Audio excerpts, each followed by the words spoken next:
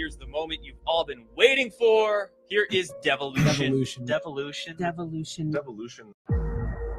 With Patel Patriot.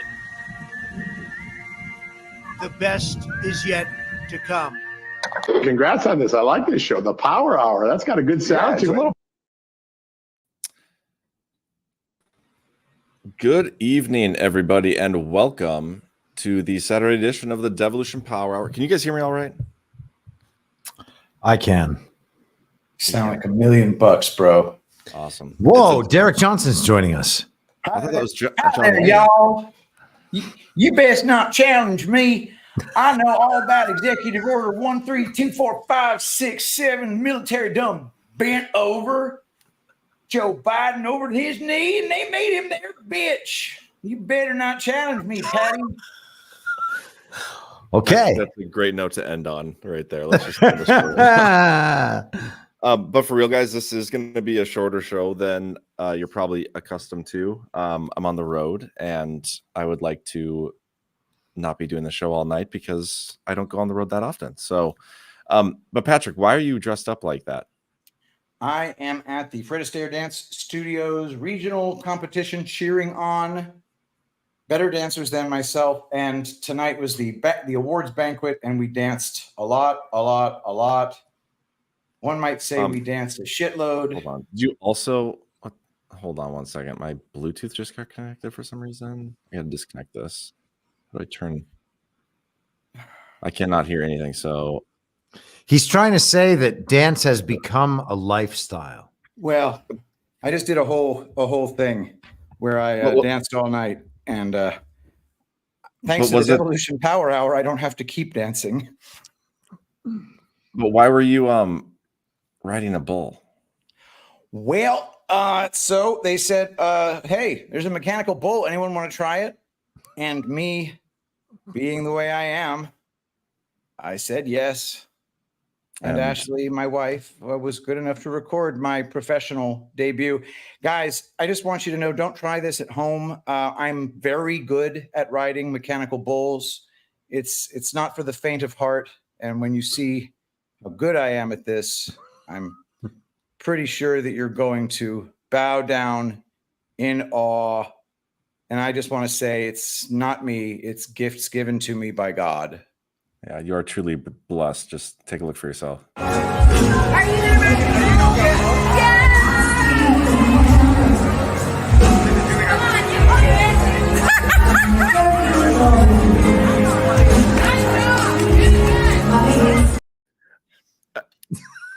I mean, it's like you locked up and froze and just like slow motion fell off the thing. Listen, you guys, I'm a larger fellow, and my mass worked against me in this endeavor. Everybody else doing it were the children of contestants, and so I had like 4 10-year-olds cheering me on, saying, "You can do it. You can do it, sir." And one of them came up to me and said, "Wow, you look like you might be a professional." And I said, "I can assure you, I am not." And then it was the hat. Yeah, it was. The hat does make you look professional. The black hat was not in control. Oh, I like that. Did anybody ask you to turn in your cowboy hat after that performance? From my cold, dead hands. Okay, so I figured.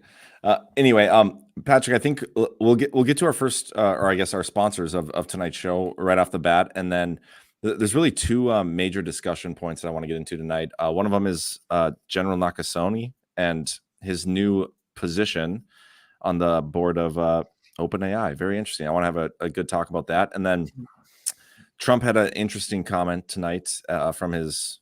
Where's he at? Detroit for the TPUSA conference. He had a comment about elections, and it was perfect because over the last couple of days in one of our group chats, we were talking about some election stuff, and I have a thought that I want to, I don't know, just have a discussion about generally, and then we'll take it to the rants and see what you guys got to say, and then we'll see how it goes from there. But Patrick, let's talk about some EasyRx real quick. We'd like to thank the folks at EasyRx for sponsoring our show today. They've helped so many Badlanders get the medications they need, without breaking the bank. As 2024 fires up for the summer and seems to be a rerun of 2020, it's the perfect time to stock up on the suppressed medications and get your family ready for anything that they will throw at us. EasyRx has a wide variety of high-quality medications like ivermectin, hydroxychloroquine, fenbendazole, and so many more. The fake news is getting more exposed every day, and people are waking up to the truth about health and many inexpensive, life-saving medications. You'll find them all right here at EasyRx. The process is simple, the shipping is fast, and prices are unbeatable. Breathe easy knowing that you and your family are prepared for anything. Don't wait any longer. Visit badlandsmedia.tv/EasyRx and use promo code BADLANDS for 10% off your purchase of $150 or more. That's badlandsmedia.tv/EasyRx, promo code BADLANDS. Awesome. Thank you, EasyRx. And let's also do a little CBD. CB Distillery, guys. Let me guess. Your medicine cabinet is crammed with stuff that doesn't work. You still aren't sleeping. You still hurt. And you're stressed out. That's how it was for me. So I cleared out my cabinet and reset my health with CBD from CB Distillery. It's been a real change. CB Distillery's targeted formulations are made from the highest quality, clean ingredients. No fluff, no fillers, just pure, effective CBD solutions designed to support your health. In 2 non-clinical surveys, 81% of customers experienced more calm. 80% said CBD helped with pain after physical activity, and an impressive 90% said they slept better with CBD. If you struggle with a health concern and haven't found relief, make the change like I did to CB Distillery. With over 2 million customers and a solid 100% money-back guarantee, CB Distillery is the source to trust. I have a 20% discount to get you started. Visit cbdistillery.com and use code DPH for 20% off. That's cbdistillery.com, promo code DPH. Awesome. And thanks again to the sponsors of tonight's show, both EasyRx and CB Distillery. You guys, give them a look. Support those who share your morals and support those who support us. We appreciate it. All right, guys. Yeah, man, this is so interesting. This should be a very good discussion. We had some big news. We have, let me see if the screen shares here. Okay, can you guys see that? General Nakasone, or the former head of the NSA and Cybercom, he is now part of OpenAI. He's on the board of directors and part of their newly formed Safety and Security Committee. There's so many different ways we can go with this. So let's maybe start with, first of all, I've written a lot about this guy in my series. As the head of both Cybercom and NSA, he's the one who took over after Admiral Rogers. And I have to imagine Admiral Rogers had a say in his appointment to the head of Cybercom and the NSA. He was there for a while. There was even talk where he could potentially be in there longer than just his normal term because none of the replacements could get confirmed. And actually, I'll play that clip right now. Announced your retirement in May, so and you're still here because of the holds, and your successor can't get confirmed. I'm wondering, because of the need for the 2024 security, if your successor can't get put in place because of Senator Tuberville's holds, are you willing to stay in the spot, or what sort of risk would there be if the seat is vacant? So I intend to stay, obviously, until my successor is confirmed. Every morning I get up and I'm excited to go to work to lead these 2 organizations. And when the confirmation happens, then there'll be a great follow-on person to me. But until that happens, I will be leading the agency and the command. Even if it goes through November 2024? I will be leading the agency and command. So that's one thing. Now, going back, well, here, let's share what Ezra Cohen-Watnick actually said about just this news story, okay? If you guys can see this. Ezra Cohen-Watnick says, a man that has an extremely troubled relationship with the truth, this will not end well. I don't know if you guys remember, but it was back in February on the DPH, we talked about a little interaction I had with Ezra Cohen-Watnick. I don't know if you can see this. I don't know how to zoom in on. I'm on a Mac just, right now. Just blow it up in there. Yeah. Okay. So, I mean, this is a video, but you can see the tweet here. Ezra tweeted, it appears to be another unfortunate unauthorized disclosure from name redacted, title redacted NSA. And And then I said, what are your thoughts on General Nakasone? And then he says, who is that? And there might even be more. I'm trying to remember what else. I thought there was another screenshot because he deleted his original tweet. So this whole thing was interesting because he clearly knows who he is. But so we have Ezra Cohen-Watnick hating on this. We also have Edward Snowden saying this. Patrick, I don't know if you can see that, if you want to read that. They've gone full mask off. Do not ever trust OpenAI or its products, ChatGPT, etc. There's only one reason for appointing an NSA director to your board.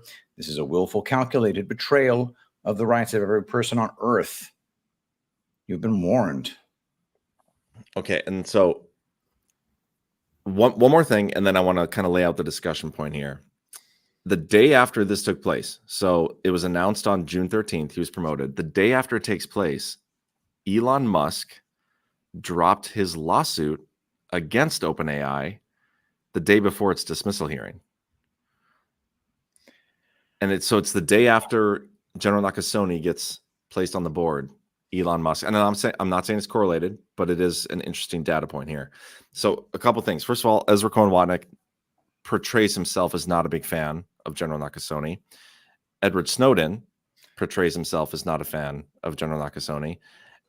And I'm still not convinced that he would not have played a role in somehow capturing any form of the election theft that might have taken place. And so I don't know fully what to make of this. And I want to kind of hear what you guys think.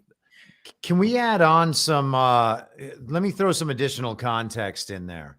So this week also, Elon Musk, if I'm not mistaken, was tweeting about OpenAI and a partnership with Apple. And he said that if his employees, if that was to go through, he would not allow his employees who owned Apple devices to bring those devices to work. So that is a pretty serious comment about OpenAI as well. And then we have the stories about the Stanford Internet Observatory closing down, shutting its doors this week, the people going elsewhere. So to have that hit on the same week that Nakasone is announced. Well, wait a second. So he's announced with the OpenAI partnership. Did he announce his Vanderbilt thing too, or was that already? I didn't see that, so I don't know if that was already in place or not. Because so he's standing up some cybersecurity center at Vanderbilt, and it just whenever we get such a loud public thing about an organization like the Stanford Internet Observatory, and it's part of the Twitter Files op, and now we're being told, oh, it's all taken care of. Well, how'd it get taken care of? You know, they just closed their doors one day because of the pressure, because of the whatever the Republican Congress actually did, which is, to my eye, nothing. It seems like it could be playing a similar role, and all of this is timed out rather well to deal with, the misdis and malinformation leading up to the election. You think the AI has to do with that? No, I'm saying that his center at Vanderbilt could be involved with something like that if we are to take a negative interpretation of him. I'm just throwing some more fact points and other things that seem to maybe have a connection. The Edward Snowden thing is interesting. When I look at Ezra, I could see that being like a form of kayfabe, right? Because I think, he's another guy that I think has played a role, a pretty major role in the Devolution stuff. Written about him extensively. I think he's mentioned in the Q drops. I don't know if Nakasone was mentioned in the Q drops, but Snowden is more interesting because I know for a fact that people like Pompeo have come out strong against Edward Snowden. There's this article from, is it Reuters or Reuters? I always say Reuters, and I probably Reuters. Okay, well, I'm going to say Reuters anyway because fuck those guys, mainstream media. But back in 2020, there was this article, and this might be worth a read, Patrick. I think we should go through this. Certainly, I'm putting the Nakasone Q drop in the private chat, just for grins. Okay. From Reuters, Trump says he is considering pardon for leaker Edward Snowden. Again, August of 2020. Wow. U.S. President Donald Trump said on Saturday he is considering a pardon for Edward Snowden, the former U.S. National Security Agency contractor now living in Russia, whose spectacular leaks shook the U.S. intelligence community in 2013. The Republican president's comments followed an interview here. Link in the article Trump gave to the New York Post this week, in which he said of Snowden that, quote, there are a lot of people that think he is not being treated fairly by U.S. law enforcement. I'm going to start looking at it, Trump told reporters about a possible pardon, speaking at a news conference at his Bedminster, New Jersey golf club. U.S. authorities for years have wanted Snowden returned to the United States to face a criminal trial on espionage charges brought in 2013. Snowden fled the United States and was given asylum in Russia after he leaked a trove of secret files in 2013 to news organizations that revealed vast domestic and international surveillance operations carried out by the NSA. Snowden's Russian lawyer, Anatoly Kucherena, told RIA news agency the United States should not simply pardon him, but should drop all possible prosecutions against Snowden as he had not committed any crimes. Quote, he was acting not only in the interest of the American citizens, but in the interests of all the humankind, Kucherena said. Trump's softening stance towards Snowden represents a sharp reversal. Shortly after the leaks, Trump expressed hostility towards Snowden, calling him a spy who should be executed. I mean, he technically doesn't say at any point here anything positive. He's talking generally about what other people think. Like he goes on, it seems to be a split decision. Many people think he should be somehow treated differently, and other people think he did very bad things. So he doesn't really say anything other than I'm going to look into it, whether or not he should be pardoned. But there's two ways you can look at Edward Snowden. He is on this path of redemption, whatever, and he did actually do a good thing. And I think exposing the intelligence agencies, I don't think that's a bad thing by any means. But we can't really glean anything from what Trump said there. Or he is a bad actor, and him going against Nakasone, I don't know, but does that mean Nakasone's a good guy? I just don't know what to think of this. I don't know what to make of this, honestly. Like, I will say that from the beginning of writing my series, I was pretty well convinced that like Cybercom, a little Space Force in there, they're the ones who captured the election theft. And Nakasone being the head of that, I was like, okay, we're good. He's definitely a white hat. I am probably much more lukewarm on Nakasone at this point after the last like 6 months to a year of all the bullshit thrown at him. And I don't know if I'm just falling for the kayfabe or what, but that's where I'm at. But let me put this Q drop up here. It's weird when it's weird when these characters are making kind of emotional character-based assertions against the other ones and not pointing out something that they did that we could actually check and verify, you know? So true. There's nothing we can check and verify where Nakasone or any of this is concerned. But remember, we can't really check and verify anything. So that almost goes without saying. I guess verify would be the wrong word, but at least analyze and assess. Yeah, we're flying blind in a lot of ways. Yeah.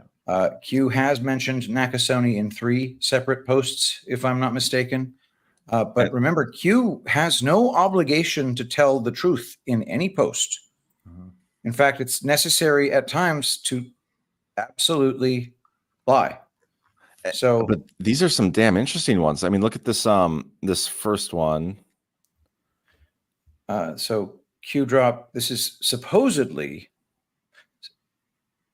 All right. So supposedly this is Q drop 4455, quoting 4446, which links to an article entitled NSA Stopped D's Ability to Cheat Electronically. So now they want to cheat with vote by mail. This is from June 10th, 2020, right in the middle of the COVID year. Hey, Chris, we may have ourselves a little bit of fodder for our show. What was the date again? Sorry, June what? June 10th, 2020. Oh, lovely. Here's the actual drop. Yeah. What happens when Ds can no longer cheat electronically, push vote by mail, What event was necessary to provide cover for push? Q. And the answer is COVID. So this is not, it's not a subtle question Q is asking. Elon just yesterday publicized the fact that our electronic voting systems are total failures. Well, and that's actually a perfect segue to the next topic. So you should save that for like 5 minutes here. Yeah, cool. Because that's absolutely perfect. But this Q drop is probably even more interesting here, Patrick. 1268. Q drop number 1268 of April 25th, 2018. Did you know? Quiet. Army Lieutenant General Paul Nakasone. Good. Q. I mean, how else could you take that other than him saying, or him, whatever, the Q drop saying that General Nakasone is good? Chris, I don't have any other interpretation. Can you get fancy and figure out some other meaning for it? We could put it up there and I could spend some time trying to figure something out, but that would be me trying, you know? Yeah. I mean, of course, that's the most obvious interpretation. It was right before the 2018 elections. So what, I mean, I guess I would want to see the posts right around 1268 to see if there is like, if did you know references something right before or whatever. The unfortunate thing is we probably have plenty of people in the chat who have already done this dig and know better, but I'm not one of those people. So, well, okay. Well, yeah, let's just segue to the Elon thing now. Cause so Elon is posting, I can probably find the actual tweet here. So wait, are we leaving Nakasone? I mean, we can kind of like do them all together here. Cause I think they kind of do meld a little bit when you look at this Q drop. Do I still have it up on the screen? Yeah, this one. John, did I send you the one about the comments about Snowden? Because we might want to include those as well. I have one about AI. I have one about future of warfare. I had one that didn't save. Okay, let me. Could you share your screen, maybe? Yeah, I can figure it out. Just continue. Go ahead. Okay, because this Q drop 4455 or whatever, the NSA stopped the D's ability to cheat electronically, so now they want to cheat with vote by mail. That is interesting when you look at Elon Musk's comments about, if I can find it. Oh yeah, right here. We should eliminate electronic voting machines. The risk of being hacked by humans or AI, while small, is still too high. And then you also have Trump's comments. Did you find a better video of that, Chris? Of which one? Trump. Well, I can tell you about where it is. Hold on. I can pull it up on Rumble. Sorry, guys. Hold for processing. No, it's okay. But because yeah, there is a better one, of course. Yeah, if you can find that and pull that up, because he had those comments about the voting stuff and the discussion that we had in one of our chats the other day was, again, it was very interesting because we were talking about like how the elections are super fake, and I know we believe that, but also at the same time, in order for Trump to implement something like devolution, I do think he would need the legal authority to do so, right? Like the mandate of the people, as Bernie Brett always says. And so in order for him to have that, I do believe that they would have to have some method of figuring out a legitimate vote total of some sort, right? In order for him to have that, you have the will of the people, you were the duly elected president. It's either that, or on the flip side of it, all they needed was evidence of cheating. It doesn't matter what the outcome was because we saw them cheating, right? Is that good enough? I don't know. I think Trump, as a law and order president, I think he would want the actual, some sort of will of the people mandate, whatever. But it's all just like coming to it's all conflating right now. Like you have the Nakasone stuff, you have Elon Musk comments, and then Trump's comments tonight, which if you have that clip, Chris. Oh, sorry. I started paying attention to you and not that clip, but I can get it right back for you. Yeah, if you could. Yeah. Because I think that's perfect for what Trump said tonight was damn interesting. And I'm doing a really bad job. Oh, here it is. You know how they do the live? This is going to be a mess. Well, I'll just share. Do you remember the timestamp of the other one? It was in the. Yeah, it was like at 104:47, I think. Okay, yeah, I got it here.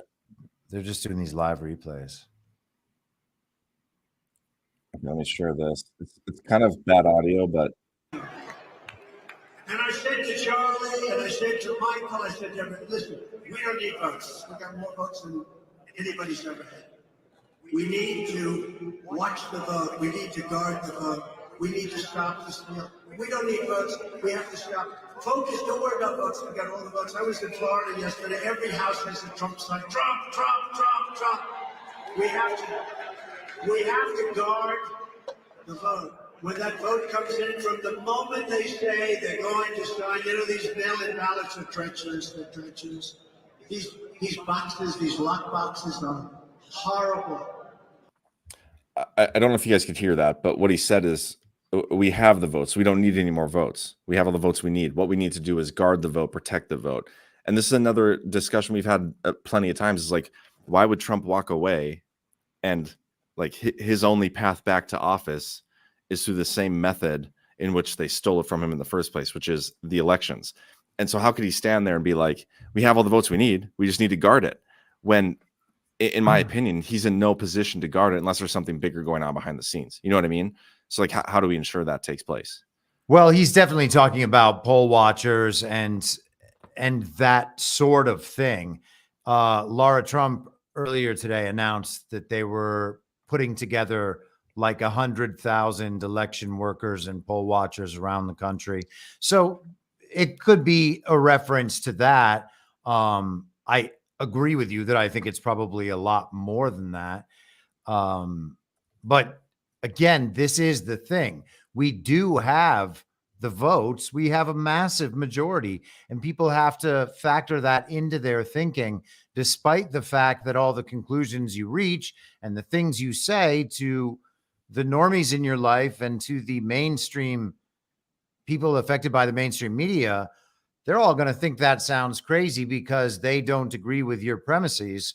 But you can't just use their story and try to think your way to the right positions while incorporating what they'll accept. You got to stop. You got to just forget about trying to translate any of this to those people like right now using their language. It's not, I don't know. It's absurd, I think. Go ahead. Poll watchers. I don't see what point. I don't see the point of having them. The fraud isn't taking place at the polls. What is a poll watcher going to do? You know? Well, okay. So there are elements of the fraud as it was shown to us last year, and you can certainly dispute whether or not what was shown to us as examples of fraud constitutes real examples of fraud based on the reality of the video and, various interpretations of lawfulness and whatever else. All right. So those caveats aside, we saw people manipulating ballots during the counting process. We saw people manipulating ballots during hand recounts and audits and stuff like that. Right. So we saw pizza boxes up on the windows in Detroit, poll watchers out in force to be, equal to the Democrat poll watchers or the uniparty's poll watchers. Theoretically, Patrick, I mean, that's the argument. Yeah, I get it. I get it. When people are putting pizza boxes up and kicking your poll watchers out, I think that you kind of just have to start arresting people immediately. And I don't really know what a poll watcher is supposed to do, because a poll watcher has absolutely no statutory authority. The people who are supposed to be taking care of this are the people who are supposed to be going around looking for crime in progress. Sometimes we call those people police officers, and those guys turned out to be bought, owned. You remember in Arizona when that sheriff's deputy intimidated that dude who just wanted to know what the fuck was going on at MT Tech or whatever it's called? You had sheriff's deputies just, oh man, they got him on camera. I think it was either Runbeck or the Maricopa McTech or the yeah. And you just had these cops just telling regular citizens and journalists, you're not allowed to see what's going on in there. And yes, okay, I do remember that. Yeah. And you have people saying, call your local sheriff. Lance 2002 saying, call your local sheriff. I think they got the sheriffs, guys. I don't know. Like, bad news about the sheriffs. do you guys really think that the machines are their only method of cheating? Because it's not. There's so many different ways they can do it, and honestly, it doesn't. None of that even matters. And Trump has said this before. It's who counts the votes. If they're the ones that are in control of counting the votes, and I know the 100,000 poll watchers, all that stuff is great, but I mean, we don't know what they're going to. They are shameless. They are willing to do anything, and their backs are totally in the corner right now. Like, I don't think they care. They will. It will be the most ridiculous election we've ever seen, and they will come out and tell us, like, yeah, Biden won. If we even have the election, that's the thing. I think they're gonna have to postpone it. There's no way they can go through with it. But it's just so interesting that Elon is actually addressing this now. Trump is still talking about it. I just don't see a method of us defeating the cheat unless there's an external factor countering their external factors, I guess. I don't know. As Jenna Ellis might tell us, because she went to law school, there's just nothing in the Constitution that allows us to do anything about this. So just kind of spread them, boys. And if it's inevitable, sit back and enjoy it. Patrick, how do you feel about Jenna Ellis, by the way? I think she's fat. Is that it? And I think she's a whore. Sometimes you need foul language to tell a great story. I was waiting for that. I know. I was going to try to do it earlier when he said the F word, but I saw you go for the keyboard, and then I was so disappointed. Oh yeah, I think she is a competitive eating prostitute. Did you see? I don't remember the guy's name, but the professional hot dog eater. And this is not like a gay joke or anything, even though. Is it the Japanese kid? Like, don't they call him like Kobayashi or something like that? No, it's the white guy. But he got kicked out of like Nathan's Hot Dogs. I don't even know what he did. Like, there's like this big drama. I saw like one tweet on this, and I was like, well, that's weird, and that's all I know. And he's not fat, is he? No, he's like in shape, and he like That's wins all the pretty time. badass. I can't remember his name though. And that's, I mean, totally off topic, but you were talking about professional eating and competitive eating, whatever. That's where my mind went. But anyway, yeah, we are lousy with subverters, traitors, people who are pretending to be on our side just to keep the system alive for a little bit longer. And when something cannot go on forever, it will stop. It's just, I don't know what it's stopping really looks like, but it definitely doesn't appear to be within the full confines of our existing paradigm. Yeah, I don't know, man. Like it's just so much weird shit going on, but I just do not see, and this has been my thought process forever, I do not see how we overcome the cheat on election day from the ballot box. And this is not to be dooming. Like, I still think you should go vote. I know some other people feel the opposite of that. That's fine. You can feel however you want. I do think as long as Trump is telling us to go vote, I think that's what we do. He knows more than we do. He might know that there is some way or method to overcome the cheating. I just don't see how, when unless there's something else. I just don't know, man. They are acting like they don't know how to stop it this time. I do appreciate that. Yeah. Maybe there's such a thing as too big to rig. Bannon threw out there that he thinks Trump is going to be sentenced to 2 years in prison on July 11th. No way. Who knows? Hey, man, I don't know. I just do wonder what might happen a few days later at the RNC. It's crazy how much we're going to get in the next month. Yeah. Yeah. I mean, No, we got the it's debate. not pre-recorded.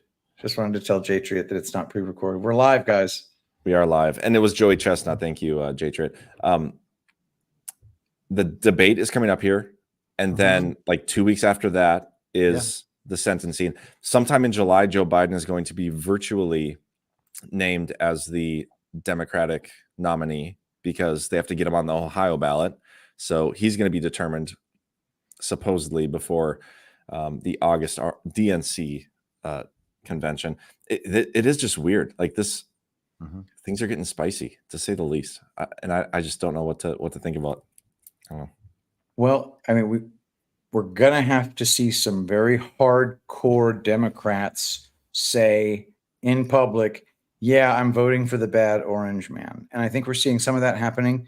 Just anecdotally, our friend Burning Bright talking to family, family out there, hardcore Democrats saying, I think the left has gone too far. I think there's a lot of that going on. And when you have this, if Joe Biden can muster 600 million votes, and every single one of them in Maricopa County, that's how you can probably just really knock it out of the park. Really concentrate those fake votes. And maybe, just maybe, enough politicians will say, look, they're literally going to hang me from that lamppost right there. Okay. So I'm not doing it. Sorry, guys. You're just going to have to find somebody else to blackmail. Speaking of the Biden campaign, like how desperate they are, I thought this was hilarious. You guys got to check this out. This is a tweet they put out the other day. Biden, Harris, HQ, whatever. He said it out loud. I don't care about you. I just want your vote. Okay. And the reason I thought this is so funny is, I mean, they clearly took Trump out of context, but what they took Trump out of context from was him saying, they're probably going to clip this and take it out of context and say that I don't want your vote or whatever. Like, listen to this. By the way, isn't that breeze nice? You feel the breeze? Because I don't want anybody going on me. We need every voter. I don't care about you. I just want your vote. I don't care. See, now the press will take that and they'll say, he said a horrible thing. By the way, isn't that breeze nice? Do you get that? He literally called it and they went and did it. Like, that's insane and hilarious. That Biden Harris HQ account, I feel like is like a white hat op or something. Yeah. It kind of feels like that. It really does. It feels like that. And I know it sounds so crazy to say it, but they keep doing everything that allows Trump to just knock stuff out of the park over and over again. If you have a pitcher who keeps lobbing grapefruits at your very best hitter, maybe the pitcher's in on it. That's exactly right. Maybe. Man, the other day they went off on Trump about his age while Joe Biden's like running around staring at clouds. Yeah, there was an article where if Trump wins, like at the end of his presidency, he will be the oldest president we've ever had. Is he too old for it? But he's younger than Biden right now, and Biden's also running. And if Biden wins, where do you guys go up with this stuff? But I actually noticed here on the Biden Harris HQ, they have the clip from Trump and his speech tonight as well about we don't need the votes. That's fantastic. Yeah. I said to Charlie and I said to Michael, I said to everyone, listen, we don't need votes. We got more votes than anybody's ever had. We need to watch the vote. We need to guard the vote. We need to stop the steal. We don't need votes. We have to stop. Focus. Don't worry about votes. We got all the votes. I was said to. So Biden Harris HQ posted that. Yeah. I mean, come on. Well, think of the intel that the Trump team has. We've talked about this before. That's some damn interesting signal right there. Like he knows exactly where the will of the people are right now. Like, we always talk about what percentage of the population are we trying to reach before we reach that critical mass. Mm-hmm. He basically just says right there, we're there. Like we have what we need. But then again, it's coming down to he's telling us that we have the will of the people on our side. We just have to rely on the broken, fraudulent voting system that stole the election from me last time to get me back into office. And that's a contradiction and always will be to me, which is why I'm always so stuck on this. What would be his alternative if he knows that either the election will be canceled or that it'll be stolen or anything else? He can't just say, hey guys, we're not going to vote. Like this system is over. You should assume that all of the people in office right now have no legitimate authority to be there. You should not listen to anything they do. These people do not have the right to make you comply with their dictates any longer.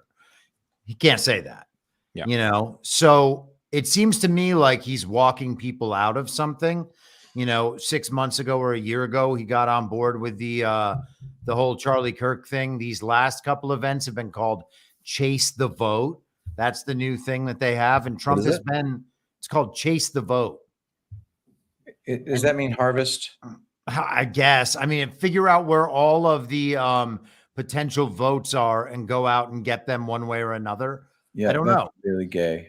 Yeah, the thing of course. is, you keep delivering all Trump ballots into the central counting station, and then Adrian Fontes comes out and says, "Well, Democrats won again. Collect all the ballots you want." Adrian Fontes is still gonna fake the count. Yeah. Well, so and what I'm saying is, Trump initially got on board with that idea about things like, yes, mail-in balloting, yes, ballot harvesting. Let's do all of the things because we're going to win within this system. We're going to make it too big to rig. And, I think that what he does, maybe we talked about this a couple of weeks ago, when there's a controlled opposition dynamic opened up and he needs to get out of that, he will accept one side of it that sparks conversation initially that gets to the root of that issue. And then he will say, it's this, but we also need to do this other thing. So, he said that we're going to chase these ballots down. We're going to ballot harvest. We're going to do all this stuff. And now at this point, he's saying we have all the votes we need. All we need to do is make sure that the other side doesn't cheat. Well, that is a different approach. But isn't that contradicting the too big to rig concept? Because if you get it to the point where it's too big to rig, it shouldn't matter if you have to guard the vote or not. Those are two different issues. These are just narrative manipulations as far as I'm concerned. So I think it just moves step to step to step. I don't think the contradiction is really the relevant factor. I mean, if you are going along in some sort of stepwise process and you are changing positions along the way, some of them are going to invalidate the other ones, almost out of necessity. So that's not a problem for me, but maybe I'm wrong. Well, that's interesting. Why the switch though? Why the switch and why this? That just doesn't make sense. Because I mean, in my opinion, he had the votes already. To make it too big to rate. I mean, why wasn't he pushing just guard the vote the whole time? Well, he needs to make it very clear to the nation that MAGA is a majority. I think, again, you can watch how things went and then go back through the steps that got you here and figure out a way that they all had meaning and made sense with one another. I don't know that's what's happening, but it really was important for the nation to have a real sense of, oh yeah, there's just more of these people. I don't know. Fact is that we had a situation where Donald Trump predicted it would be stolen. It was stolen. People who I believe to be white hats warned us that it would be stolen, one of whom was Bill Barr. Then the steal took place, and Bill Barr very pointedly said, hands off, guys. We got to let this happen. And he did it in a really obviously wanted to keep his face out of the cameras kind of way. And then we have 4 years of Donald Trump dropping us hints that it's a devolution term. Yep. Now, nothing has changed in any meaningful way in our election systems. I don't know what that means. I mean, you said the most important part right there, that this is a devolution term. And I've been saying since the beginning that Trump would not have implemented such a thing as devolution if he had not already cemented his way back. And I think him cementing his way back, the authority, the justification, everything for that is from 2020. He doesn't need anything from 2024 to justify him coming back and being like, yeah, these guys stole the damn thing in 2020. I was the rightful president. Here are their crimes. The 2024 election is purely a narrative play. That's all it is. And that's where it's so I'm trying to get over this mental hurdle of what is he trying to do here mentally, because the end game for this whole thing has to be exposure of the fraudulent election system. And so maybe this is the shift to, we have to guard the vote. And so if everybody's focused on guarding the vote and they still steal it, maybe that's where everybody's attention is there. I don't know. But it's a narrative election. He doesn't need this to justify his return. He has all the justification he needs. I've been talking for a while now about believing that the most likely thing, if that's the goal, and I think it has to be the goal, is to expose at some point election fraud, would be then to allow the reporting and counting of 90 to 100 million Biden votes and have him win after the entire country is completely sick of Joe Biden and knows that he has no chance of winning. That is the most obvious way to do that. And then everybody's asking for audits up and down the ballot. That's the only way to take care of the Congress or the Senate or any of that. I mean, the other alternative, if they want to get rid of their own elections and stop them, then I guess the best bet would be to expose, the machine fraud's coming out. Elon Musk is shining a bright light on it. They have to have some justification to cancel. I don't know. Maybe they end up exposing it on their own. I don't know. I mean, that'd be their play, right? I mean, their election fraud machine is the most important thing to them at this point. I can't imagine they'd want to expose that in any situation.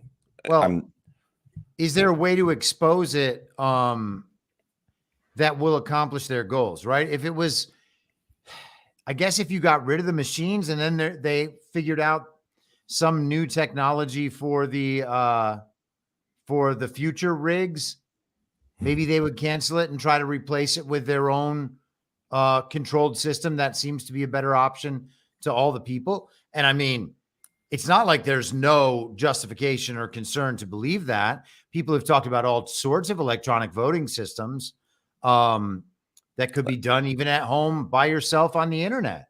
Yeah, that's the next step right there. It's like, here, just tell ChatGPT or OpenAI what your vote should be, and we'll take care of it for you. Right. Well, and the truth is they wouldn't even need you to actually go ahead and vote. They could just look at every bit of data they have on you and already know who your selections are. And that's what Trump's team is doing. That's what he is saying when he says, I know I already have all the votes. I totally agree. I think we've talked about this at length before. Yeah. Go ahead, Patrick. We could also look at Ezra Cohen-Watnick saying what he said about Nakasone, which was he has a troubled relationship with the truth. Yeah, spooks do. Okay. Mm-hmm. Good spooks do and bad spooks do. Spooking is lying. I think it's pretty clear that anybody with an intelligence background and who's taking part in spy versus spy conflict of any kind is going to have a difficult relationship with the truth, AKA you lie a lot.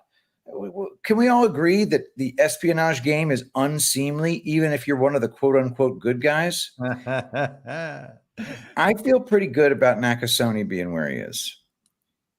I think that Q said he was good. He didn't say it in a way that could be positively deemed as, y'all need to trust Nakasone, but he said it in a way that can be interpreted that way. And quite frankly, if Donald Trump put a treasonous scumbag in that position, knowing the stakes, then Donald Trump isn't the man we thought he was. Can I offer? Or go ahead. Yeah. So without taking anything away from what you just said, Patrick, because I agree with you that all of that is plausible and potentially correct. The Trump thing with the appointments, though, he's been, I think there's this way of analyzing, and I'm not saying you're doing it, but from the normie perspective that says that Donald Trump in all his actions should be doing the thing that is the maximal version of whatever it is he's doing, like maximal in a Trumpian way. Like he should be doing the perfect Trumpian thing at every opportunity. He should be appointing only the perfect people at all times. He should be saying exactly the right thing at all times. That's what they expect. And, we'll get those arguments and they'll say, Trump said this. Are you going to abandon him now? Well, no, of course not. The same way I'm not going to that you wouldn't abandon your wife if she left the door unlocked. and you had left, right? You're like, hey, honey, I told you that I was going to divorce you if you ever left that door. It would be insane. So I don't believe we can hold Trump to, we don't look at Trump that way. So he's always mid-negotiation. I think he's always kind of doing that push and pull with the enemy. And there are certain things that certain concessions that must be made if you are playing a long game. And sometimes there are going to be people that he has to put in certain positions in order to please any number of important influences or other players on the game board, as Bernie Bright would describe it. And so when you look at that stuff and then you see parallel options to that exact same role emerge elsewhere, and those are deemed to be good things, then I wonder if there's another model. Because, you know, what he did with Space Force seems like maybe something that is a parallel potentially to the NSA. So he has their guy here where he can watch and have all the information on it. And then he can build his own other thing that actually does the good guy job of what's supposed to be done here where a bad guy has been put in place. So is that convoluted? I don't know, but no, I get exactly what you mean. Okay. That compromises have to be made in this battle that Trump is fighting. And sometimes it means putting scumbags in positions of power. And I totally get that. Well, it's not just that. It's also, it's very interesting because I do think Trump is a guy who always, like, he will give people their opportunity to do the right thing. And so like he established Space Force, like you said, and maybe they were able to monitor all the election stuff, just like Cybercom and Nakasone and all those people were supposed to. But if they didn't do the right job, then their Space Force is. But a couple things, it's interesting what you said there earlier. I'm kind of stuck on it, where you're like, all these people are like, Trump needs to do the most maximum Trump thing possible. And they always like I'm thinking of like Cernovich and like all these other, Cernovich and all these other people who are like, Trump should have done this appointment differently. Like he was so bad at appointing all these people, but Trump, so stupid. Anything Trump does, that is the most Trump thing possible because Trump's the one doing it. And anybody who thinks they know better than Trump, even us, we don't, which is so stupid. But it, like, all these people like Cernovich, Jack Posobiec, like all these Con Inc. influencers are always harping on Trump and his appointees. But when you look at what they actually did, like even the Bill Barrs and the Mike Pence, sorry, chat, like all these people, they had their role to play. Who was the guy that was the Russia oil guy from early on? Rex Tillerson. Like people like that. People always question these appointments, but we don't know what's going on behind the scenes. If there is a bigger plan in play, and maybe these conning people don't believe any of that stuff. But to me, believing there's something bigger going on, I think every one of these appointments has meaning, whether it's for a good reason or a bad reason. I don't think Trump never knows what he's doing. He always is on top of it, and there's a reason behind every one of these appointments. There are a few things that I think I take for granted now about our government and how it works. And one of them is that we do not have a unitary executive. That's a myth. The president is not the dictator of the executive branch like the Constitution says he is. The president goes in there and starts negotiating with bureaucrats who are constantly threatening to freaking kill him or something. I think that, for example, Rex Tillerson, if you look at the actual Russia narrative during the time that Tillerson was Secretary of State, Donald Trump was trying to foment the Russia hoax. There's no question in my mind. He did an interview with Lester Holt where he intentionally garbled his words so that it could be interpreted. Yeah, I got rid of him because he was looking after me on Russia, blah, blah, blah. I don't know exactly what he said. But Trump leaned into the Russia narrative, and he picked the Russia-iest Secretary of State imaginable. We're talking about a dude who was probably giving Vladimir Putin a lap dance at their last meeting. And then the moment the Russia collusion narrative was no longer useful, bam, Tillerson was gone. So just think about that. We don't think about that very often, but stuff like that is happening all the time. And we just have to sit back and say, we don't know what we don't know. There could be some serious Tillerson shit going on right now. Do we even know why Trump wanted the Russia hoax? Because he clearly did, and I can prove it. So why did he want it? What was its use? We haven't even figured that out yet. And that's some 2017, 2018 shit. Yeah. I mean, You could go a lot of ways with that, but now I'm thinking of like Bolton too, like his role there.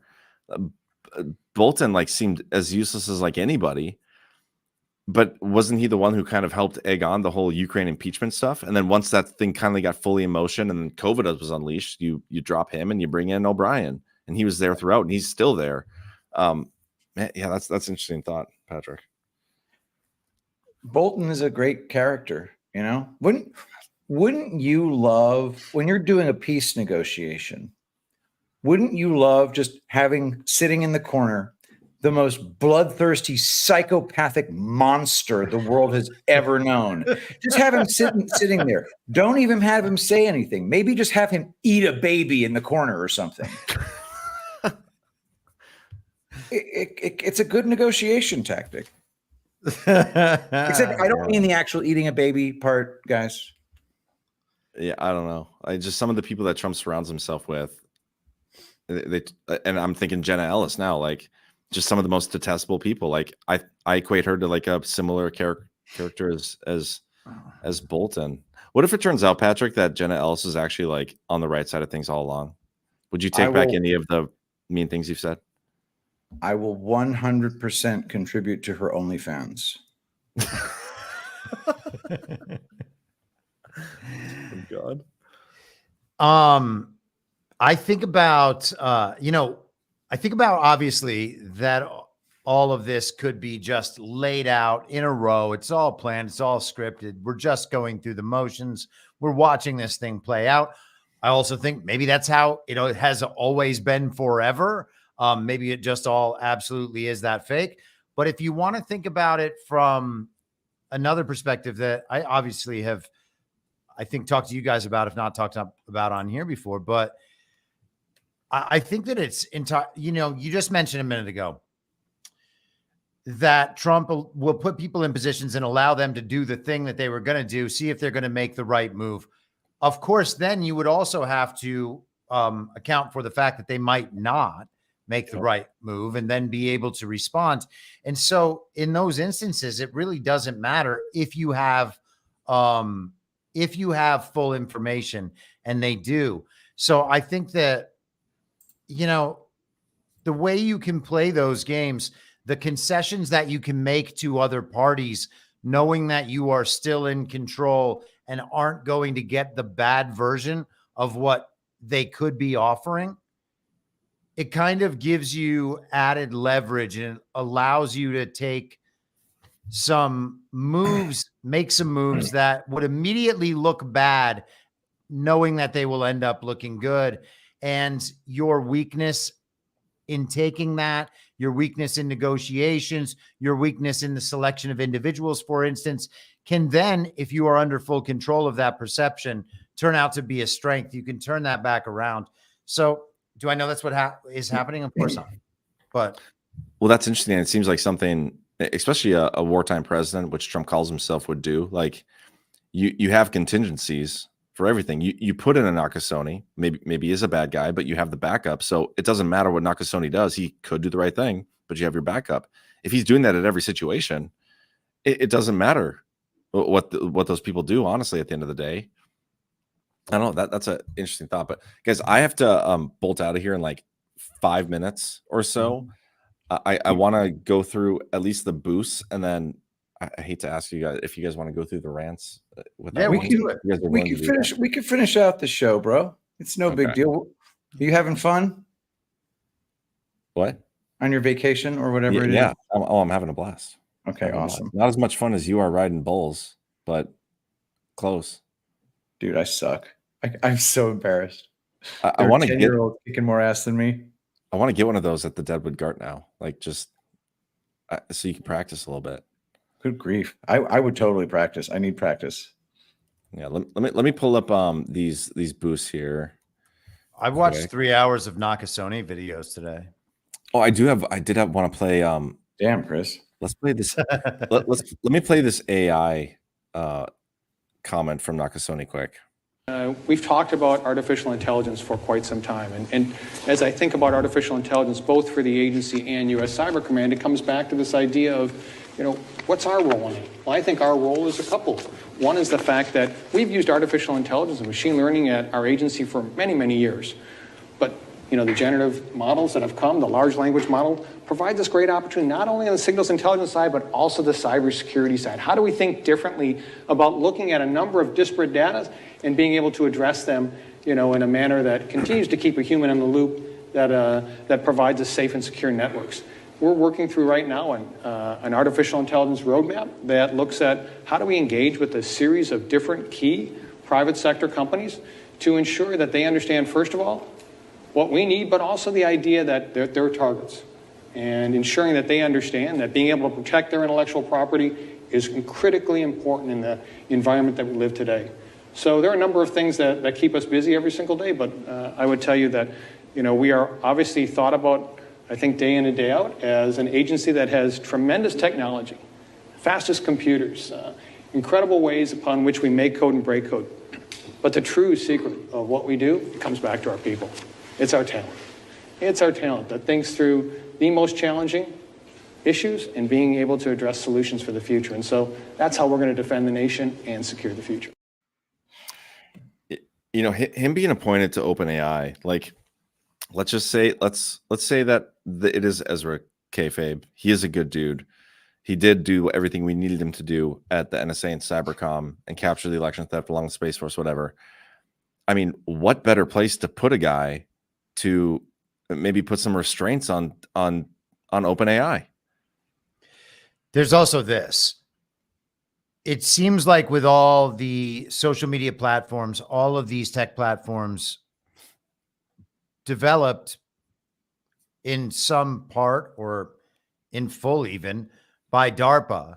We have this group of tech CEOs who have run these things for many years. I think of Jack Dorsey and Elon Musk in particular, and kind of leave Zuckerberg aside and the Google guys aside, but who knows? Now, these social media apps, we've seen kind of parallel apps go into the free speech, trying to take advantage of the free speech thing. You've got Rumble next to YouTube. You've got like Truth Social and some other iterations, Parler, Getter, whatever, next to Twitter. You've got VK, started by Pavel Durov, which is basically like Facebook. You have Telegram, which is basically WhatsApp.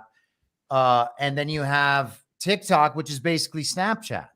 And so when we talk about technology and intellectual property being shared between the Uniparty here in America and elements, their partner elements of the Chinese Communist Party over there, we talk about how our technology is being given away to China. I think that maybe these are examples of that. These social media platforms that are expected to be American are not really American in any way. They're just global regime assets. And so then we need the parallel to emerge. And I think that we're seeing that in many ways right now, considering the possibility of that with OpenAI, because I believe, if I'm not mistaken, Elon Musk and Larry Page split there. Larry Page has been mentioned, if I'm not mistaken, again, Patrick might be able to check me on this, in some of the Epstein context. So there's a lot of interesting things swirling around. I think that OpenAI could be the same model that we've talked about with a Twitter, where the technology is seized back from that regime element. It looks like the same thing is going to happen with TikTok, and maybe Mnuchin is going to be part of that. So I don't know. There's a view of OpenAI in that context where Nakasone could be good, and they're just going over and getting that thing really onboarded now to begin moving forward, the same way Elon Musk went to Twitter nearly 2 years ago. Yeah. Let me get to a couple of these boosts here, and then I'm gonna have to bolt and leave you guys. So we got Bubblehead. I almost want Patrick to read these. Patrick, read the one on the left here first. Got it. Bubblehead, $17. Chris, here's $17 for you also. My first was for John, the second for Patrick. Thanks so much for all your unique insights, and especially, eggs, especially your Telegram feed. It is my go-to source to keep up on what's happening. I think all three of you are in the perfect roles and are doing exactly what God designed you to do. Thank you so very much, Bubblehead. I will say that, Chris, your Telegram feed is probably the most informational Telegram feeds you could find. So if you're not following that, guys, I would encourage you to do so. I don't even know what your handle is on Telegram, but I think it's one of the more recent ones I've shared, so you can follow it there. I'm your moderator. T.me/very reasonable. There you go. And the next one, Bubblehead, $17. Patrick, it occurred to me that perhaps I was too hard on you. I do not think you are British sounding or faggoty. In fact,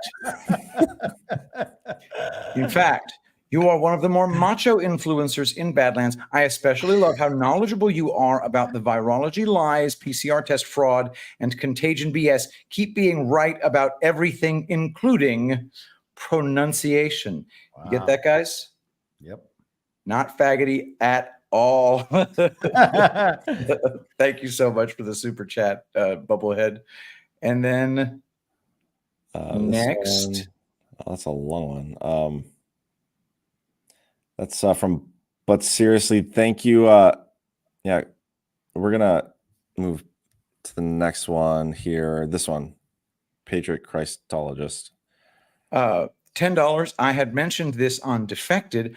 I thought I might point it out here too. The conservative right has just as much a tendency to be emotional and reactive as the left, just about different, likely opposite ideas and events. It needs to change.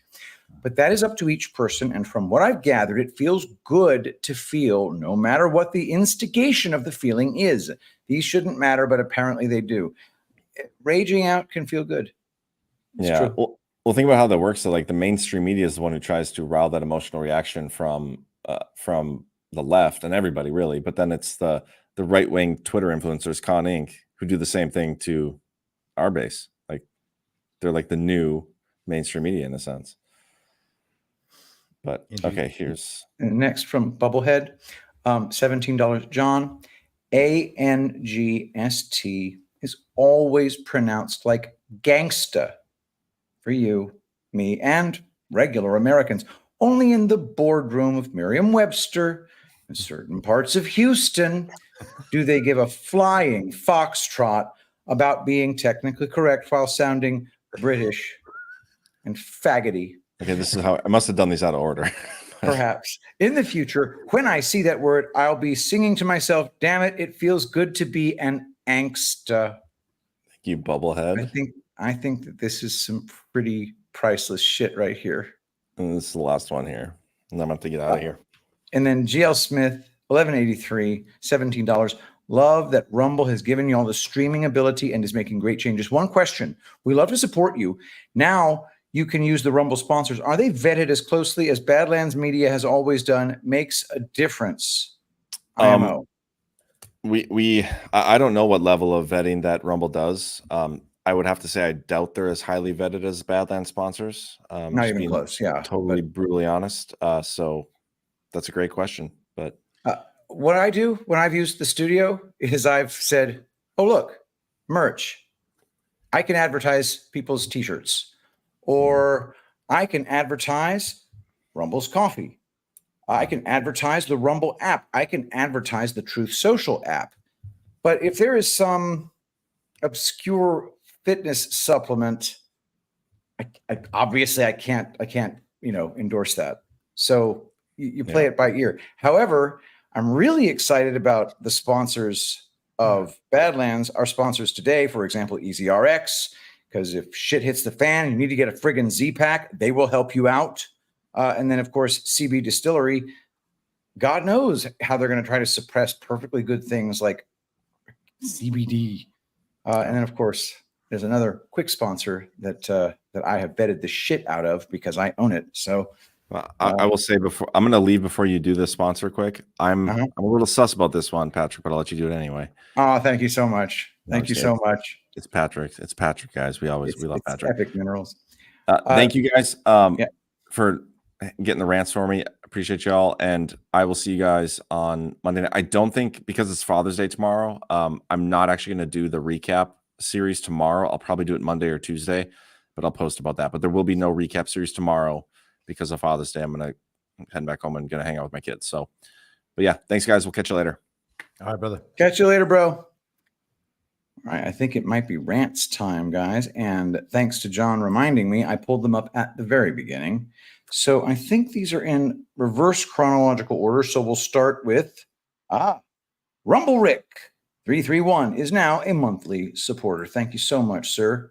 And $20, Rumble Rick 331, Badlands Media for the win. And then a whole bunch of emojis that didn't come out on the Rumble rant. Thank you for the generous Rumble rant. Thank you so much. $15, 1027, JS. Thanks and thank you. $1. Yeah. We should let everybody know, because we have not done so far, that please hit the thumbs up. We're hit the thumbs up. That helps us get on the Rumble leaderboards, gets more eyes on Badlands Media, gets more eyes on the Devolution Power Hour. And also, all of you should join Patrick and I on Monday evening at 9 p.m. Eastern for our new show, Hindsight 2020, where we go through the week's news this same week from 2020, all the ridiculous nonsense that we were fed throughout that very deadly pandemic period. Very, very deadly pandemic. And we have new stuff. Q drop number 4455 from June 10th, 2020. $10, some G33K. Number 1, at Chris Paul, I have to say once again, your solo podcast is absolute fire, bro. Number 2, Saturday DPH crew is my favorite group. At Patrick, your sarcasm and candor is after my own heart. Appreciate you. Appreciate you back. Guys, we appreciate you being here and giving us this amazing opportunity to have an audience like this. And Chris, your friggin' podcast is the only content outside of Badlands, of course, that I listen to. Thank you, and thank you to the Rumble Ranter. $2, Zen Papa. Patrick, does the Zeolite Extra work on removing microplastics from your body? What will it not remove? Thank you. There is also an unfortunately high chance that Michelle Obama has an extra appendage. Yeah, the chances of that are through the roof.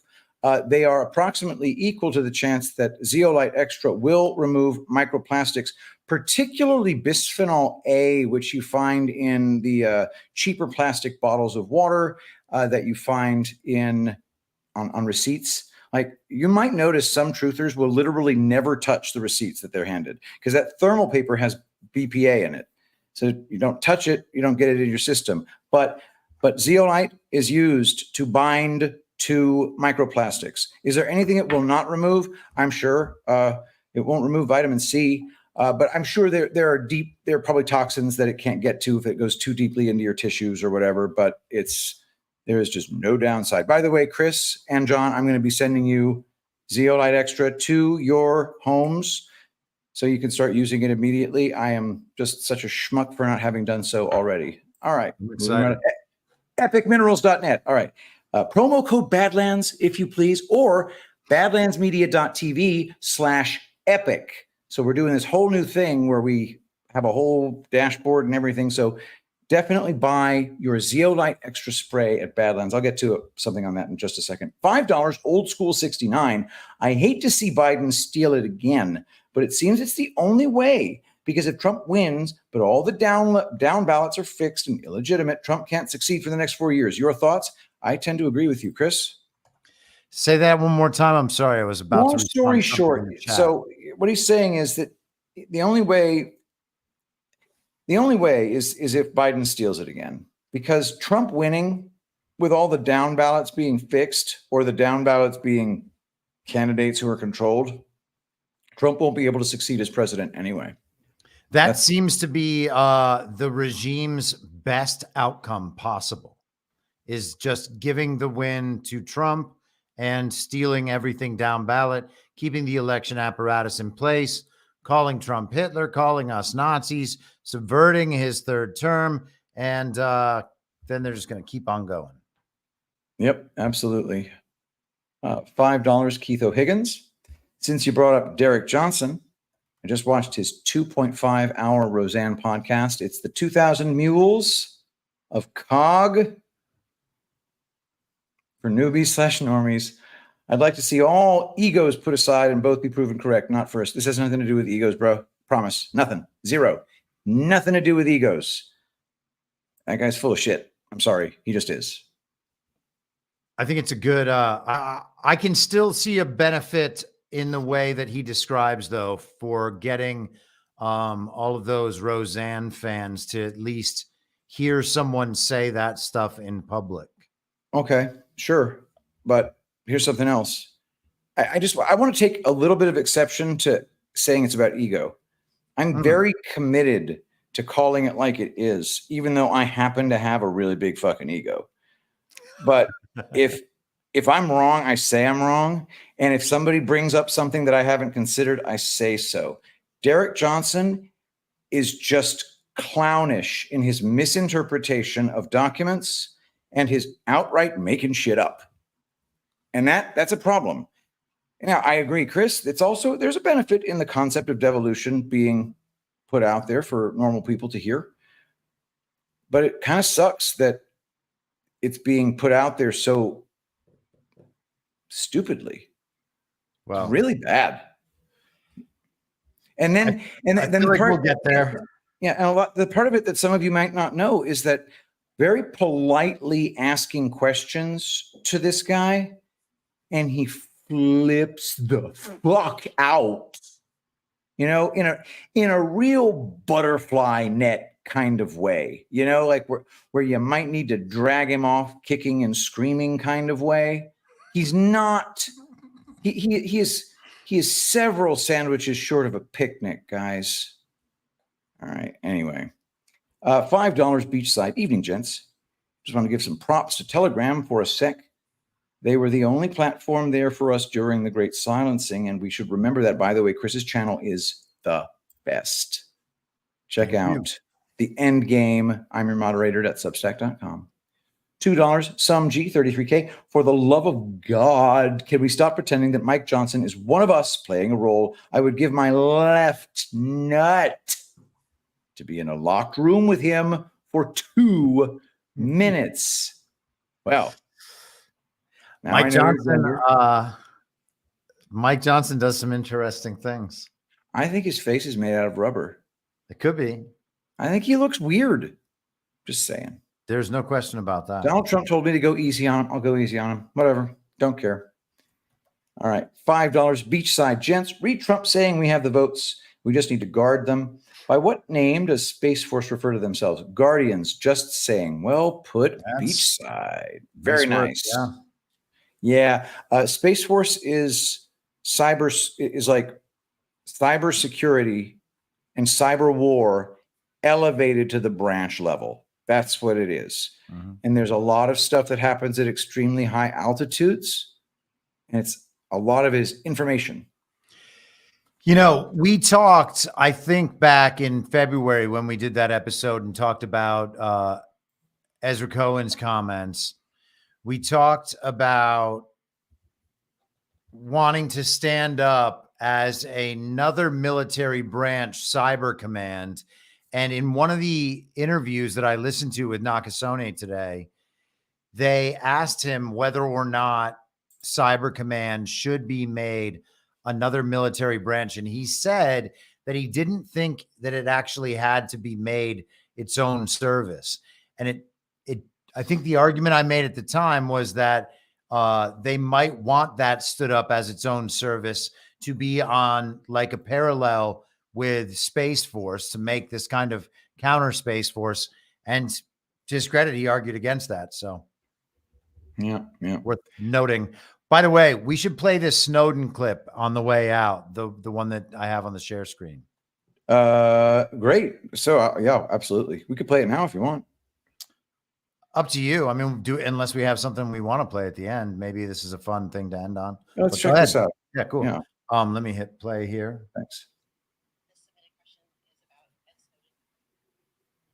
Oh, the sound isn't turned on that, Chris. Okay.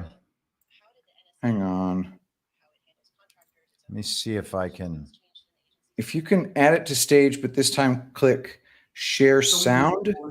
Security, whether or not that's security from a foreign adversary. Yeah, that's very weird. Maybe it's just this this particular app. Let me see if I can I send you a video?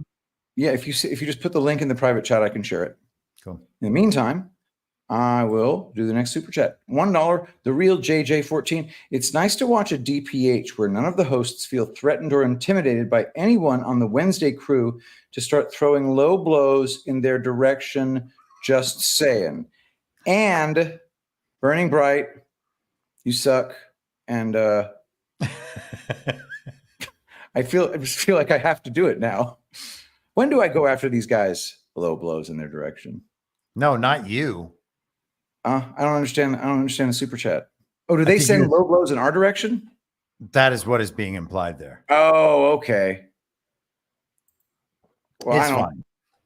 I need to pay attention to when people are. Oh, okay. Nah, you don't. Okay. I get it.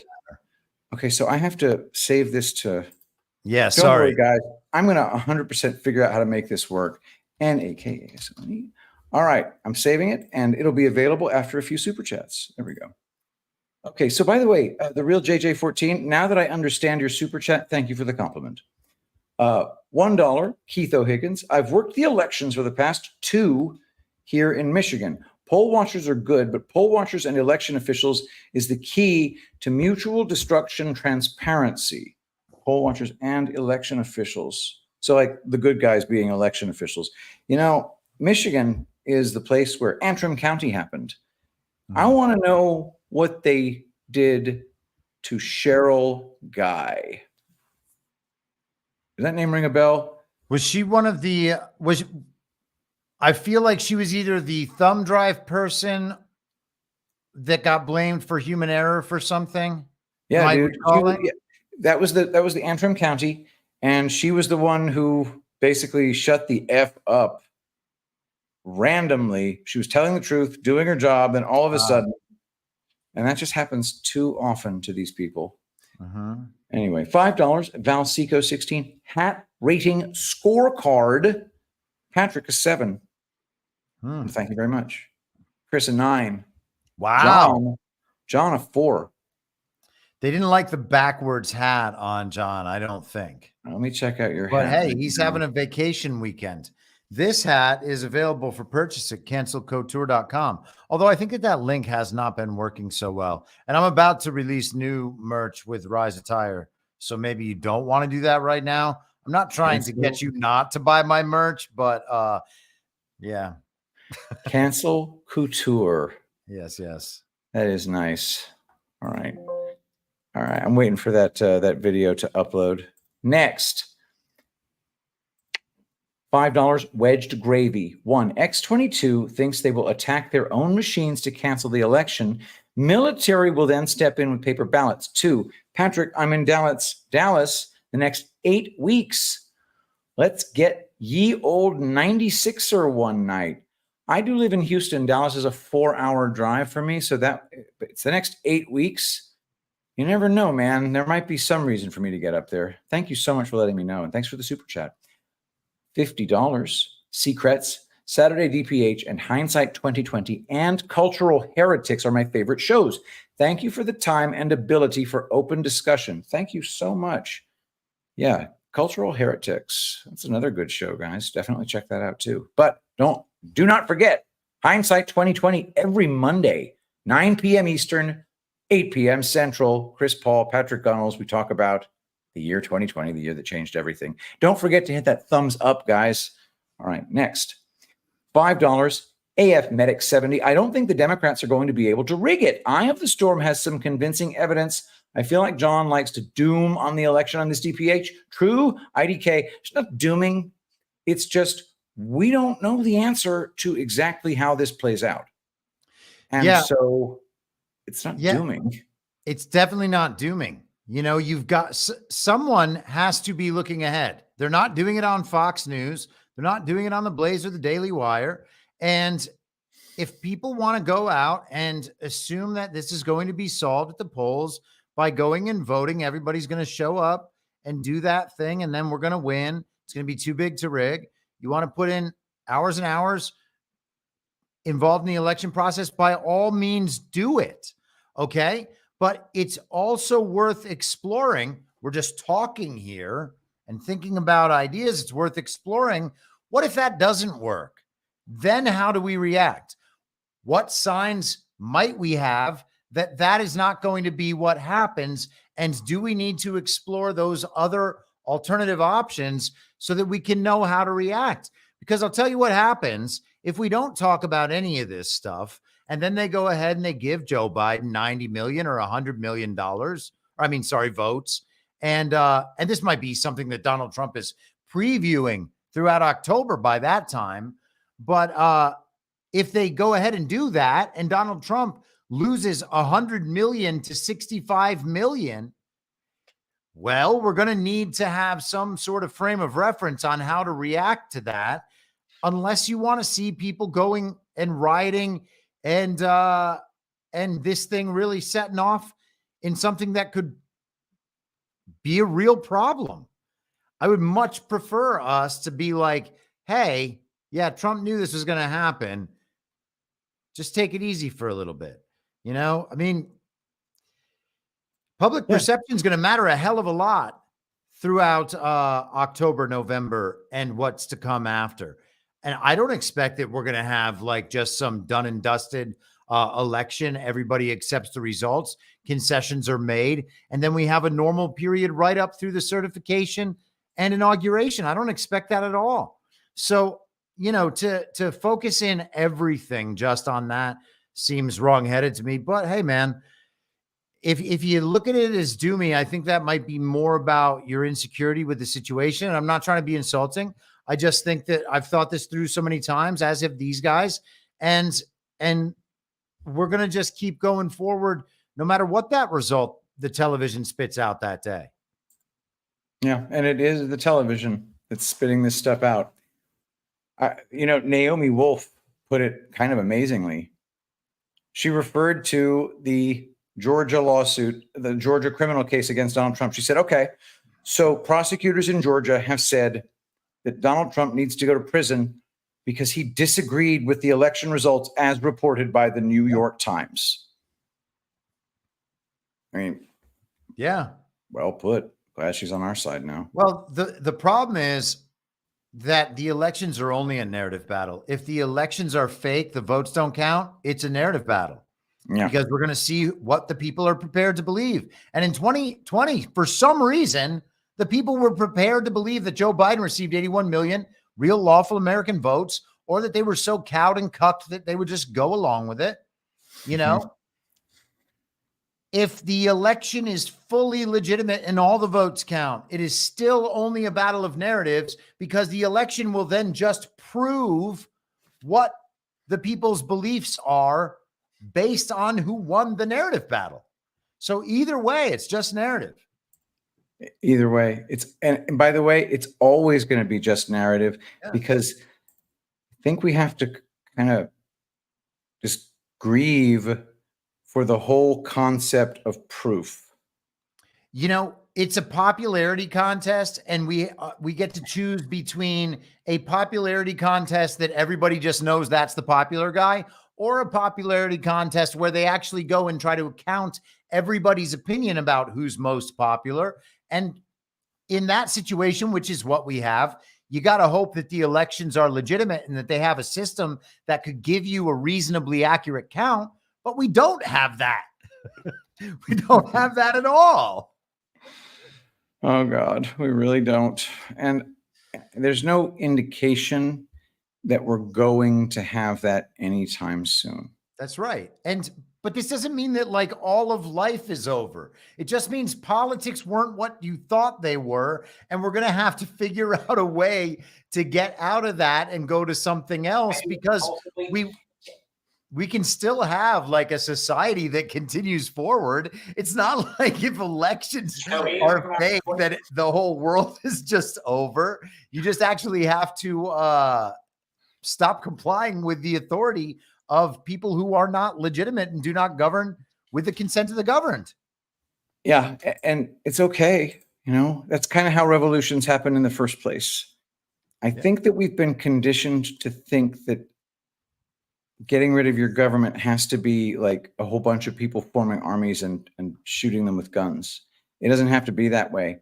You can simply say no in large enough numbers and they can't do shit. And the whole system then has to be replaced. And Trump just said, we have the numbers, we have the votes. Yeah, kind of a big deal, actually. All right. So thank you very much for the super chat, by the way. $20. S. Morgan, 1965. DJT has mentioned several times, including today, that we will evict the Bidens from the White House. Tells me he knows there won't be an election in November. Yeah, you know, Chris, John has just recently said, what if Pence saying he's not going to vote for Trump? I don't know. Did Barr say he was not going to vote for Trump? I don't remember. I think Barr said he would vote for Trump. Anyway, these people saying they won't vote for Trump could have to do with the fact that they know they can't vote for Trump because there won't be an election. Well, it's also important to remember that Donald Trump never conceded in 2020, and is like the idea that he just left and didn't do anything. It's as I was mentioning earlier, it's one of those things that unless you believe he just left and didn't do anything, and everything we see on the television is representative of what's happening in reality, unless you believe that, then Trump did do something else. And that something has to include the fact that he didn't concede. That election is still under contest for all intents and purposes. And it doesn't matter that we've been shown a TV show about a fake administration that went in there and started making some mostly irrelevant decisions for the last 4 years, many of them to support policies that Trump was already putting in place. You know, yeah.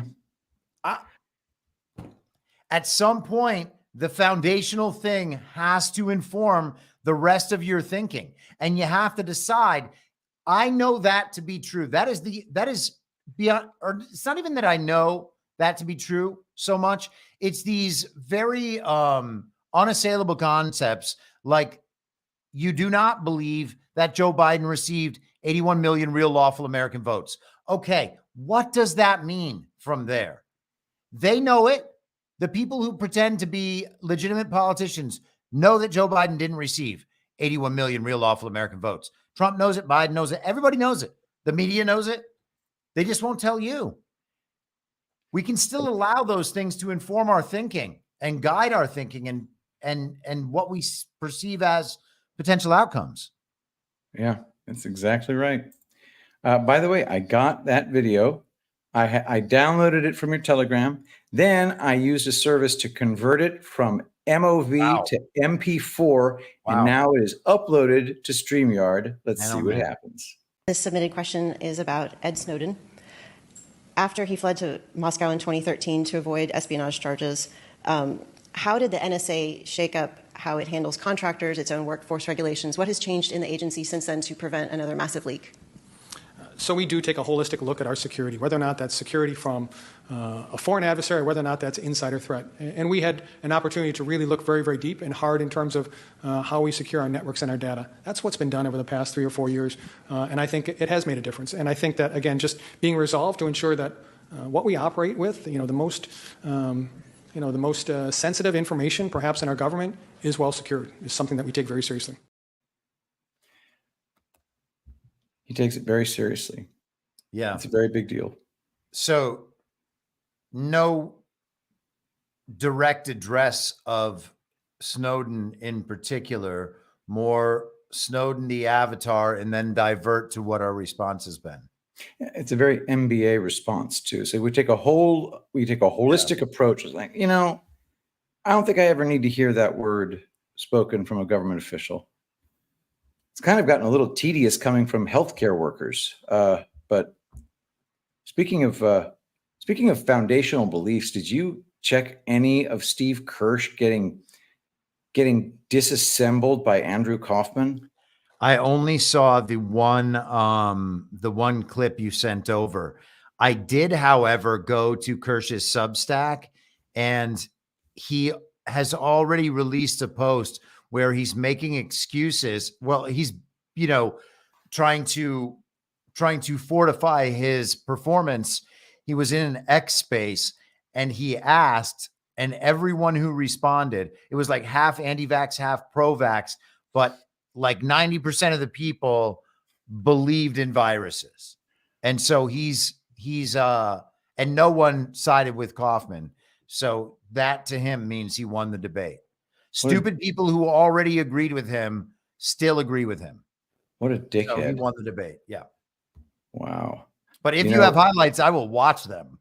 I need to put that together. I did that debate with him, and it was pushing 2 hours, the length of it. And I was feeling really bad for him at the end. He's not a difficult man to defeat in an argument. He's not very bright. And it was weird. At the end, I just started feeling sorry for him. And then I ended it very politely. I even changed the name of my episode because I didn't want to insult him because I had just so badly whooped his ass. And then he writes his follow-up article where he's this disgusting, sniveling, lying little faggot. And then it was just open season on him after that. And that's what he does. And he was blowing up my email account afterwards. Just blowing my emails up, asking me follow-up questions.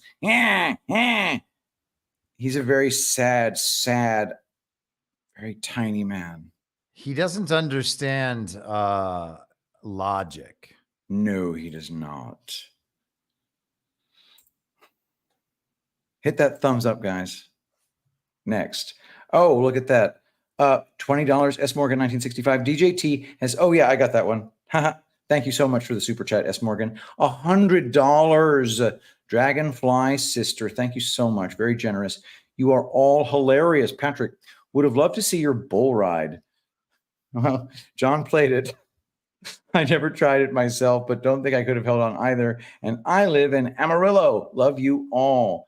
Well, thank you. Due to popular demand. Oh no, I deleted the bull ride to make room for something else. You'll see it. John played it at the beginning of the show. Thank you so much for the very generous super chat.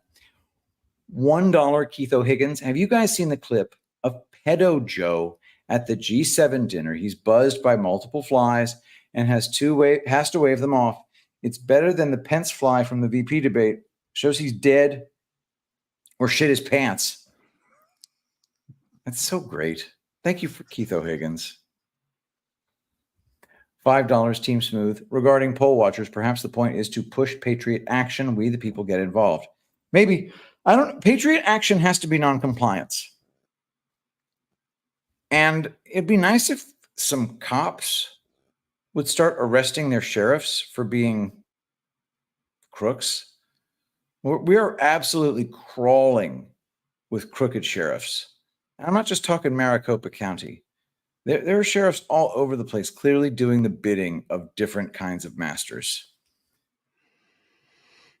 $10. Mike Bodiford. Saturday DPH is informative and entertaining. Thank you, gentlemen. Thank you. Thank you. $20. Makes sense to me, too. You guys are awesome. Patrick is hilarious. Kyle thinks Trump is Batman, and along those lines, Batman swam in cesspools to weed out the bad guys. A ton of bad guy shit has come out since 2016. Very true. I also think Trump is Batman. I think that, I'm excited. There's a piece by Eric Carlson that I haven't read yet entitled, Is Trump's Entire Life One Giant Sting Operation? So I look forward to reading that. And that's some Batman shit right there. Elon Musk is Iron Man. Right? I mean, I bet maybe we should spend some time on this. I don't mean right now, by the way. Or we should just tell Burning Bright to tell us who the rest of the characters are. Well, we don't have a Hulk. Huh. I have an army. I have a Hulk. Anyway, $5. The new Prue had to subscribe to Rumble, $10 a month to avoid ads before show start. Sorry if it hurts you guys. Ads were locking app. Peas changed my username from the Prue to the new Prue. Can I keep badges? Whale Castle. Well, you appear to have a whale. You have a lightning bolt, which makes you a Rumble premium user. I think you have to subscribe again to the $5 supporter thing to get the castle. But thank you so much. And no, it does not hurt us if you get the ad blocker. If you pay Rumble to not play ads for you, you still have to listen to us rant about the ads that we rant about. So No, it does not hurt us. But thank you for asking. $5. Livy Girl 1. Thanks for saying that about Derek J. I do not understand how people can't see through him. It drives me crazy, especially the way he goes off on people. Yeah, he called John Patty. That's really weird. John does not have a trace of Irish blood. I mean, he might. The Irish reproduce like jackrabbits, but still. He's a really weird dude. He's unhinged. Thank you very much, Livy Girl. $1. Some G 33K. For the record, going forward, my name should be pronounced as the threes as an E. Oh, some geek. I probably should have figured that out. I'm an IT geek, bros. So some geek. Have a great weekend, my friends. I will never mess that up again. Thank you for the super chat. $2. Old School 69. Are there bots on Rumble? Because I got an email from Zach on Red Pill 78 that was permitting Gacera/losers and quantum computing, which is bull. I can't comment on any of that stuff, but that was definitely not Zach. Yeah, it sounds to me like maybe you might be subscribed to the wrong Red Pill news channel. Maybe because Zach occasionally will have like knockoff postings of his videos. I've seen that before. All right, $2. Okay, gotcha. And $1. Curtis Good. Don't count on Patrick meeting up in the next 8 weeks. I live in the Woodlands and he won't meet up. Lol. I even went to Gart 4 and he was too busy to talk. Well, he did sign my bottle of Angel Paste. I try to be available, Curtis Good, and it is rough. It is rough. $5. Fredo Awakening. I have so many astute and relevant comments to make, it would blow your collective minds, but I choose not to share them because I am now old and tired. Also, Mohap. Thank you, Fredo. $5. Starborn 01. What if, after recounting the votes and tallying all down ballot races, Republicans win everything? It could turn the country red for 2 to 4 years because it seems Democrats barely vote. You know, we had both houses, we had the Senate and the House and Trump in 2017. And they revealed themselves instantly. It is amazing, man. You remember how they had like 40 Republicans spontaneously retire? Wait, at the beginning of 2017, at the end of the election, that kind of thing? 40 Republicans very early on announced they would not be seeking re-election. Wow. Was that when the kind of Paul Ryan wave out of there was going on? And his whole Paul Ryan. Yeah, wow. I wasn't following Trump very carefully at that point. So I don't have like a strong memory of that at all. Burning Bright saw the video of me on the riding the mechanical bull. Mm-hmm. And he says, and so passes Patrick, son of Patrick's dad, steward of Badlands. That's a reference to Return of the King for those of you who are not geeky enough to know that. $5, Starborn 01. What if? Oh yeah, Democrats barely vote. I don't know. We have no visibility into any actual votes ever. Texas is particularly awful. We're not allowed to examine the QR code on the ballot that we then turn in, that we're not allowed to take home with us. It's a freaking shit show. Mm-hmm. $5. AF Medic 70. Chris, thank you for response. And I am not insecure with the election being stolen in 2024, but you all are great and enjoy your opposite view of me being comfy. You all are awesome. Thank you very much. Very generous. $5. I'm glad to hear you're comfy. Yeah, I'm moderately comfy myself. I'm a little jittery because shit's going down between now and the election, guys. It's gonna get wild. And remember, we are children of God. We cannot be defeated. $5. Rita Dotson. Patrick, how would you suggest we go about vetting our sheriffs? Well, here's how I would do it. If they were elected sheriff in an election that had machines, just assume he's a crook. So I think I might have just helped you out vetting your sheriff. Anyway, thank you. $1, Keith O'Higgins. Is Nick Fuentes the boy Ward Robin? I think he very well might be. He's definitely the proper height. I think Nick Fuentes might be like 5'4". $1, Curtis Good. I meant no harm, Patrick. I was just rustling your jimmies, a la BB. Lol. Don't forget to hit the thumbs up button. See, I saved you from at least one like whoring. You're welcome. Great show as always. Thank you, Curtis, very much. My jimmies are now calm. $2, Fredo Awakening. Watching the King Arthur movie with Eric Bana and Jude Law. Great flick, 2017. Recommend. Convinced that dude from Sons of Anarchy, and this movie is Owen Schroyer. Resemblance is uncanny. MAGA. That dude from Sons of Anarchy does kind of look like Owen Schroyer. Charlie Hunnam is his name. I think he's like an Aussie or some shit. Anyway, yeah, he does look like Owen Schroyer. And if I'm not mistaken, that is the super chats. Now, Chris, I have not sent you a bottle of Zeolite Extra. I'm going to play a quick clip from yesterday's Liberty Den that Green Star clipped out and then posted Ash's chat. You spray it in your mouth 25 times a day, 5-10 times at a time. I do it compulsively. It tastes like water, and it's changed my life. Yes, Ash says, and I quote, just put it in your mouth. There's a review I want to just talk about real quick. This gentleman named Paul points out something that I noticed. He said, after a few weeks of using Zeolite Extra, I noticed that my memory was better, my sleep was deeper, more sound, and this is the big one. My dreams were more vivid. I've already placed my order for a third bottle. Chris, just recently, I also have noticed that I'm remembering all my dreams. That's great, man. That's interesting. I think there's a calcification in the brain. Yeah, you're signed up. I'm sending this to you guys. Go to epicminerals.net. Use promo code Badlands to pry 10% from my weeping, grasping hands.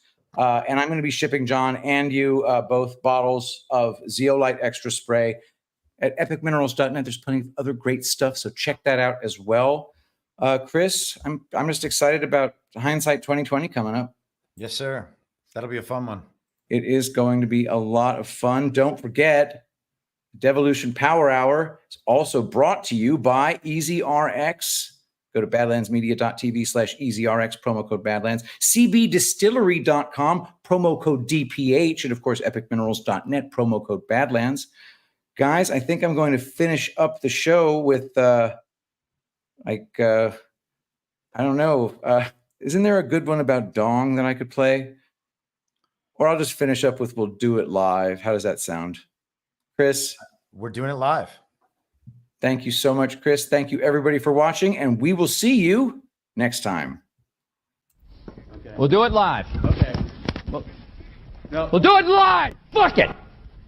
Do it live.